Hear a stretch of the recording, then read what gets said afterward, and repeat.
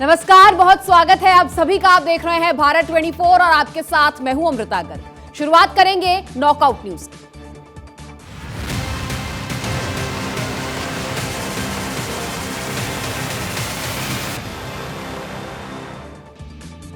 और छत्तीसगढ़ में शिक्षा मंत्री के शराबी ज्ञान की बात सबसे पहले कर लेते हैं। आपको बता दें कि अगर शराब के फायदे जानने हैं तो आपको मिलना होगा छत्तीसगढ़ के शिक्षा मंत्री से। छत्तीसगढ़ के मंत्री प्रेम साई सिंह टेकाम ने शराब के फायदे गिनवाए हैं और सड़क दुर्घटनाओं का भी अजीब ही कारण बताया है। छत्तीसगढ़ के शिक्षा मंत्री प्रेम साई सिंह टेकाम ने कहा कि लोग शराब और इससे जुड़े नुकसान के बारे में तो बात करते हैं, लेकिन कोई भी इससे जुड़े फायदों के बारे में बात नहीं करता है। इसे पीने का सही तरीका भी याद रखना चाहिए, ये तो उनका तर्क है। छत्तीसगढ़ सरकार को टीएस सिंहदेव ने चैलेंज कर दिया है और केंद्र के समान 34% डीए और एचआरए को लेकर कर्मचारी अड़ गए हैं। आरोप प्रत्यारोप के बीच मंत्री टीएस सिंहदेव के वीडियो से बवाल मच गया है। उन्होंने कहा कि सरकार की देने की औकात नहीं है। उनके इस बयान को लेकर लगातार बवाल मचा हुआ है और ये बयान देकर करवाई है बघेल सरकार की फजीहत। मंत्री के बयान से विपक्ष को सरकार पर हमला करने का मौका मिल गया है, अवसर मिल गया है और वित्तीय प्रबंधन पर भी रमन सिंह बयान दे चुके हैं। बघेल को मैनेजमेंट की सीख भी दी जा चुकी है। 22 अगस्त को अनिश्चितकालीन हड़ताल पर हैं 4 लाख कर्मचारी।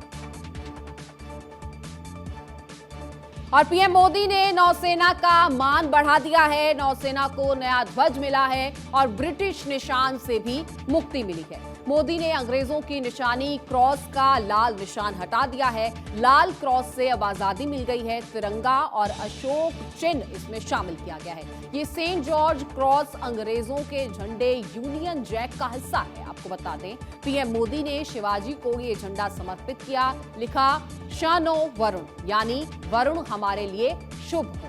वहीं 25 साल बाद आईएनएस विक्रांत का पुनर्जन्म हुआ है। 31 जनवरी 1997 को नेवी से आईएनएस विक्रांत रिटायर हुआ था। 1971 की जंग में आईएनएस विक्रांत ने दुश्मन को नेस्तनाबूद कर दिया था। युद्धपोत पर 20 फाइटर जेट्स ले जाने की ताकत है इस आईएनएस विक्रांत की। मोदी ने कारगिल जंग के बाद स्वदेशी एयरक्राफ्ट की जरूरत को पूरा किया है। आईएनएस विक्रांत का निर्माण उन स्वदेशी उपकरणों और मशीनों से हुआ है 100 से अधिक सूक्ष्म, लघु व मध्यम उद्यमों ने तैयार किया और उनकी आपूर्ति की। आईएनएस विक्रांत भारत के समुद्रिक इतिहास का सबसे विशाल निर्मित पोत है। यह 21वीं सदी के भारत के परिश्रम, प्रतिभा, प्रभाव और प्रतिबद्धता का प्रमाण है।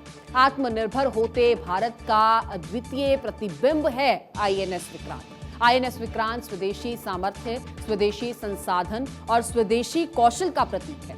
अब तक भारतीय नौसेना के ध्वज पर गुलामी की पहचान बनी हुई थी, लेकिन अब शिवाजी से प्रेरित नौसेना का नया ध्वज समंदर और आसमान में लहराएगा। समंदर की अथाह शक्ति के साथ असीम महिला शक्ति। कोची शिपयार्ड में कमिश्निंग सेरेमनी में सौगातें दी गई हैं। मोदी के संबोधन में सुरक्षा, नौसेना और देश पर गर्व उन्होंने जताया।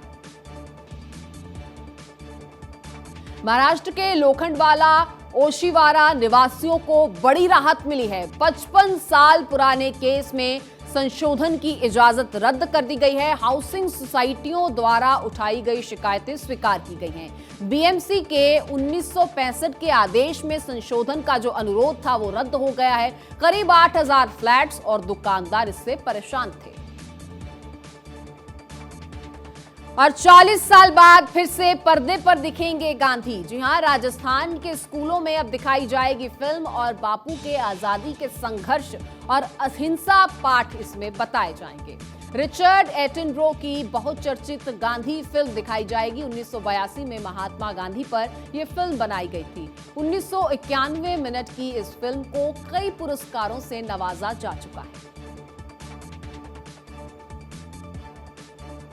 सामना के जरिए बीजेपी शिंदे सरकार पर उद्धव ठाकरे के तीर एक बार फिर से दागे गए हैं और नहीं थम रहा है महाराष्ट्र में सियासी घमासान। शिवसेना ने सरकार के हिंदुत्ववादी सोच पर सवाल खड़े किए। सामना के संपादकीय में शिंदे फडणवीस सरकार की आलोचना करते हुए कहते हैं, हिंदुत्व के राज्य में फूल केवल मंत्रियों के लिए हैं। शिरडी का भी माहौल यही कह रहा है। सीएम को डिप्टी सीएम के साथ जल्द ही दिल्ली जाना चाहिए और शिरडी के हार और फूल को लेकर निर्णय लेना चाहिए। नए हिंदुत्व राज में भगवान सूखे रहेंगे। हमारे राज्य में हिंदुत्व के नाम पर बहुत नौटंकी चल रही है। इसी वजह से देवताओं और संतों के दरबार में शोर मच रहा है। साईं बाबा के शिरडी में माला, फूल, नारियल उठाने को भी तैयार नहीं है।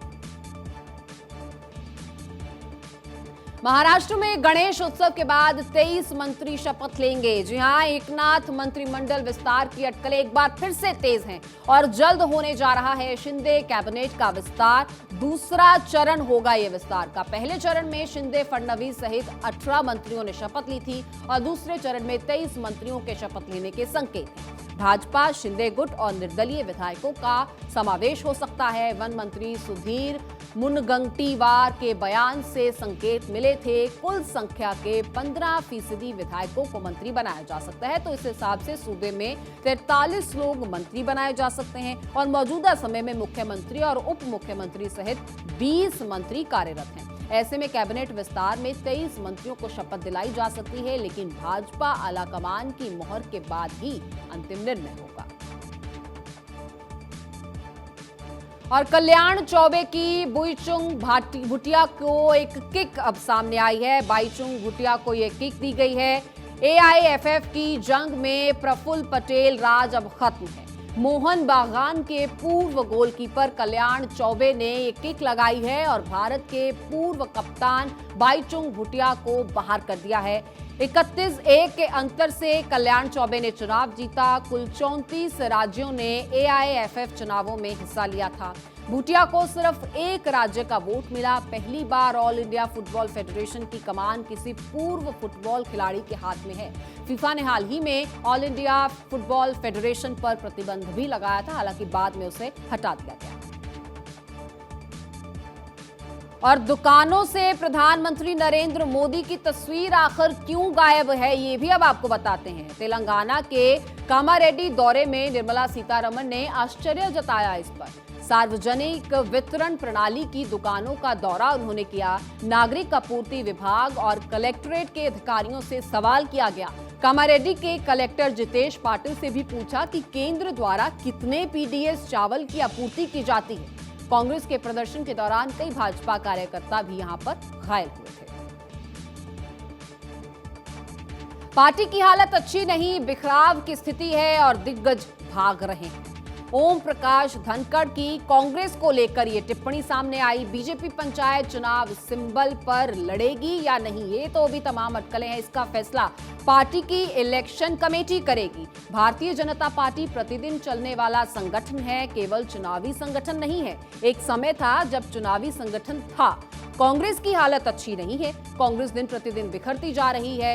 हुड्डा पार्टी छोड़ेंगे या नहीं, है तो उनका फैसला होगा। भाजपा अपनी गति और तैयारी से चलती है, प्रतिदिन काम करती है। विपक्ष चुनावी मौके पर एक्सरसाइज करता है, उसे सहजता से लेना चाहिए। तो वहीं राष्ट्रीय अध्यक्ष जेपी नड्डा ने सेवा ही संगठन का मंत्र दिया, इस चीज का भी जिक्र करते नजर आए। प्रयागराज में मुस्लिम गणेशोत्सव में झलकी गंगा जमुना संस्कृति। यहाँ संगम नगरी में हिंदू मुसलमान मिलकर भगवान गणेश की पूजा करते हैं। नवाब यूसुफ रोड की गली में मुसलमान महिलाएं पूजा करती हैं और बुर्के में मुस्लिम महिलाएं पंडाल में गणेश आरती करती हैं, तो वहीं मुस्लिम भाई श्रद्धालुओं को प्रसाद वितरित करते नजर आते हैं। और अब आईएनएस विक्रांत का भिलाई कनेक्शन आपको बताते हैं। बीएसपी के स्टील से बना आईएनएस विक्रांत का ढांचा है। स्पेशल डीएमआर प्लेट से अंदरूनी हिस्सा और उड़ान डेक बने हैं। तकनीकी उपलब्धि में भिलाई स्टील प्लांट का बहुत बड़ा हाथ है।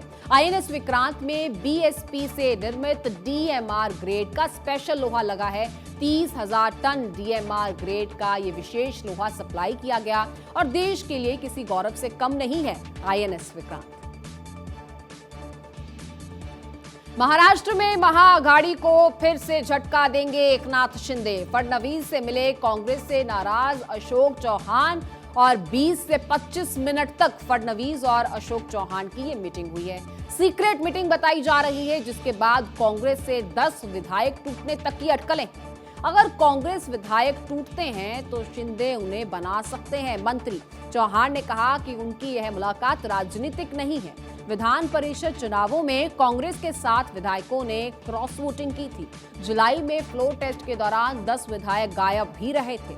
महाराष्ट्र में कांग्रेस के कुल 44 विधायक, तो वहीं पृथ्वीराज चौहान भी कांग्रेस हाईकमान के खिलाफ बागी रुख इख्तियार किए हुए हैं। मराठी सियासत के लिए सितंबर महीना बड़ा ही महत्वपूर्ण होने वाला है। महाराष्ट्र में जून में शुरू होना है सियासी उठापटक और अब भी ये दौर हम जारी देख रहे हैं।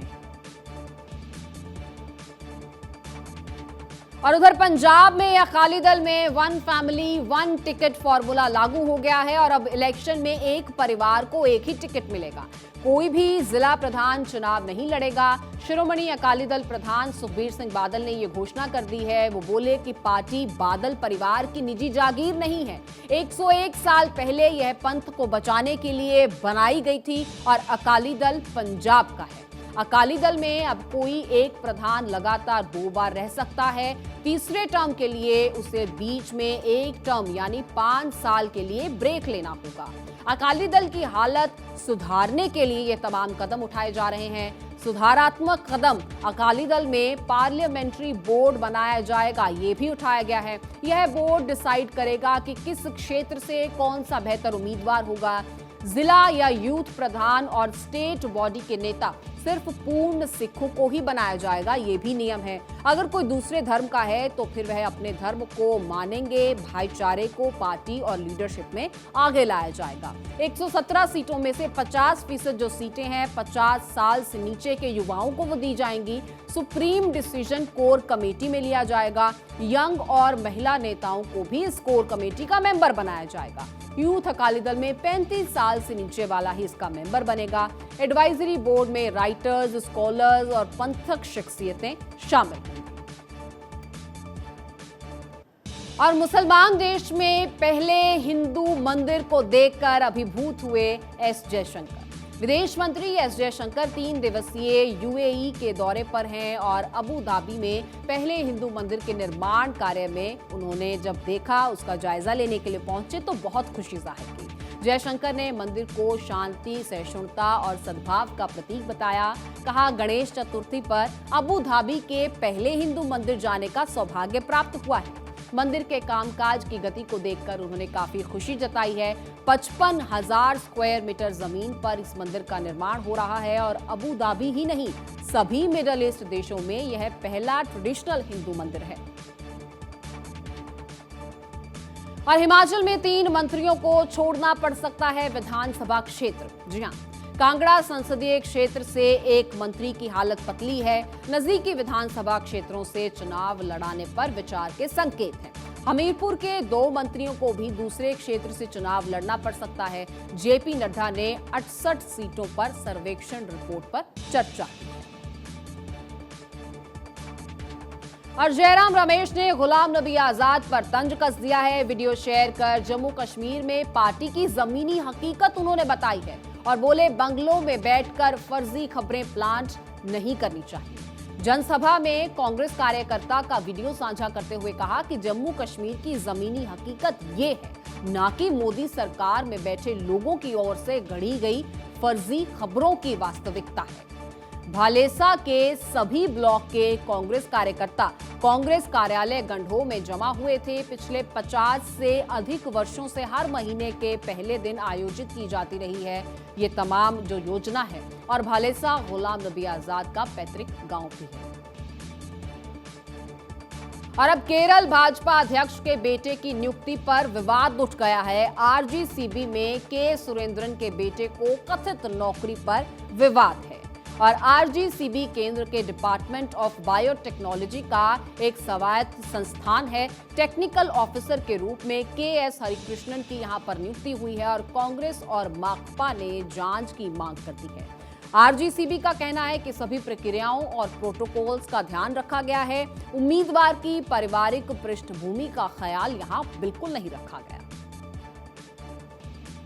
और संस्कृत राष्ट्रभाषा घोषित नहीं है, सरकार के पास जाने की नसीहत दे दी है अब कोर्ट ने।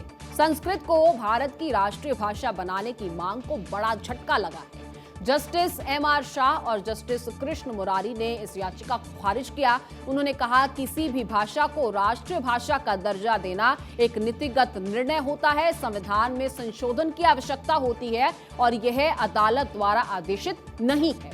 संसद को रिट जारी नहीं किया जा सकता है। क्या आपको पता है कि भारत में कितने शहर संस्कृत बोलते हैं? ये तमाम सवाल कोर्ट ने किए। आगे सवाल सुनिए। उन्होंने कहा कि क्या आप संस्कृत बोलते हैं?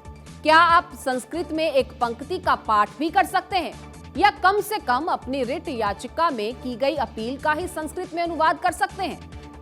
सेवानिवृत्त आईएएस वकील केजी वंजना ने ये जनहित याचिका दायर की थी, जिनका जवाब उन्हें कोर्ट से मिल गया है।